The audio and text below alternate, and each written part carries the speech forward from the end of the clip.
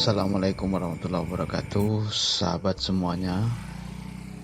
Inilah Masjid Kiai Gede yang terletak di Kota Waringin Hulu, Kecamatan Kota Waringin Lama, Kabupaten Kota Waringin Barat, Provinsi Kalimantan Tengah. Masjid ini merupakan bagian dari sejarah perkembangan Islam di Kota Waringin yang dilakukan oleh seorang ulama yang berasal dari Pulau Jawa, tepatnya di Demak Bintoro pada saat itu, bernama Kiai Gede. Pembangunan Masjid Kiai Gede ini konon katanya dilakukan pada masa pemerintahan Raja Kerajaan Kota Waringin di masa Dipati Antakesuma. Jadi masjid ini letaknya di bagian tenggara alun-alun kota yang luas halamannya kurang lebih ini 900-an meter persegi ya. Masjid ini berbentuk persegi, kurang lebih mungkin ini sekitar 16 kali 16 meter, dan seperti masjid yang ada di Kerajaan Demak. Nah, sampai sekarang masjidnya juga masih ada di Demak. Nah, kemudian masjid ini merupakan rumah panggung ya, semacam panggung dengan ketinggian 1,5 meter di atas permukaan tanah. Lantai dan dinding terbuat juga dari kayu ulin. Nah, tiang-tiangnya itu dari kayu ulin yang masih asli. Nah, masjid ini merupakan salah satu masjid yang tertua ya di Kalimantan setelah Masjid Sultan Syariansah yang ada di Banjar. Masjid ini dibangun pada tahun 1595 Masehi, artinya sekitar 400 tahun yang lalu. Ini luar biasa sekali ya. Jadi yang menjaga masjid ini, yang merawat masjid ini sampai sekarang masih dari masyarakat sekitar. Dan cukup apresiasi ya bisa menjaga masjid yang bersejarah ini sampai seperti ini.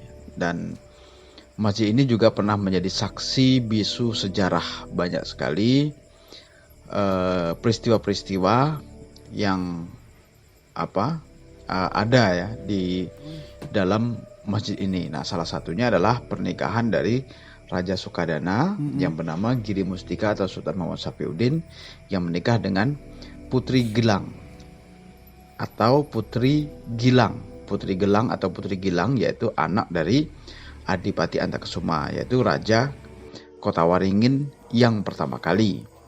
Nah, pernikahan beliau itu pada tahun 1627 Masehi ketika beliau ini menjabat sebagai Raja Sukadana.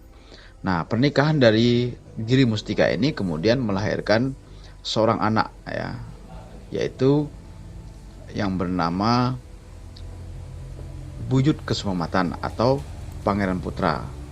Nah, namun Pangeran Putra ini kemudian nanti meninggal ya ketika sebelum menggantikan ayahnya.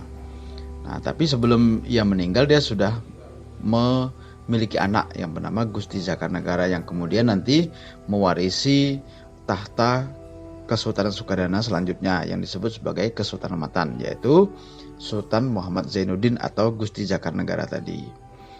Nah, hubungan dari Giri Mustika dengan Putri Gilang ini kemudian nanti si Putri Gilang yang si Giri Mustika ini menjadi tokoh kunci sehingga tersebarnya kerajaan-kerajaan yang ada di Kalimantan Barat dan beberapa yang lainnya yang berhubung kait, misalnya seperti Sambas, Mempawah, kemudian Tayan, Meliau, Pontianak, dan yang lain-lain ini memiliki hubungan darah secara langsung ya.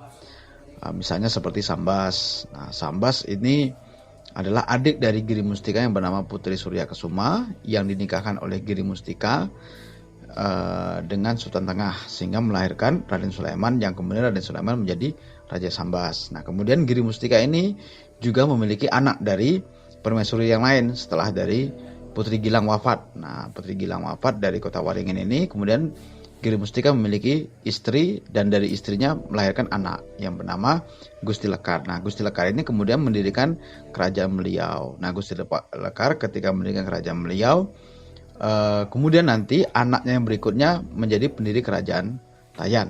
Nah, kan ada anaknya yaitu Gusti Manggar, Gusti Gagok, kemudian siapa lagi lupa saya. Dia 4 anaknya. Nah, yang Gusti Manggar ini kemudian mendirikan meneruskan beliau. Nah, yang Gusti Togog ya, Gusti Togog atau Gusti Gagok ya kalau nggak salah, ini mendirikan kerajaan Tayan. Nah, begitu juga kerajaan Pontianak ya. Jadi Sultan Anak Zainuddin yang cucu dari Giri Mustika ini yang berasal dari Kota Waringin, ibunya dari Kota Waringin tadi, cucunya ini yang bernama Sultan Zainuddin memiliki anak yaitu Ratu Kesumba. Nah, Ratu Kesumba ini kemudian nanti kawin sama Deng Manambon. Deng Manambon kemudian menjadi Raja Mempawah. Begitu juga Utin Kabanat ya, anak dari Sultan Zainuddin menikah dengan Syarif Husin Al-Qadri yang kemudian nanti dia melahirkan seorang anak yang bernama Syarif Abdurrahman Al-Qadri yang kemudian menjadi pendiri dari Kerajaan Pontianak. Seperti itu. Nah, para sahabat semuanya, inilah kehebatan ya dari masjid daripada Kiai Gede yang melahirkan hubungan-hubungan kerajaan-kerajaan yang ada di Kalimantan ya. Dan hingga saat ini Kalimantan Barat juga masih banyak ya kerajaan-kerajaan yang masih berdiri kokoh ya. Nah, mudah-mudahan warisan budaya seperti Masjid Kiai Gede ini tetap terjaga terus, dan mudah-mudahan kita juga dapat terus menghargai perjuangan-perjuangan para pendahulu kita. Terima kasih, salam budaya, dan selamat menyaksikan video-video selanjutnya yang ada di Kayung TV. Terima kasih.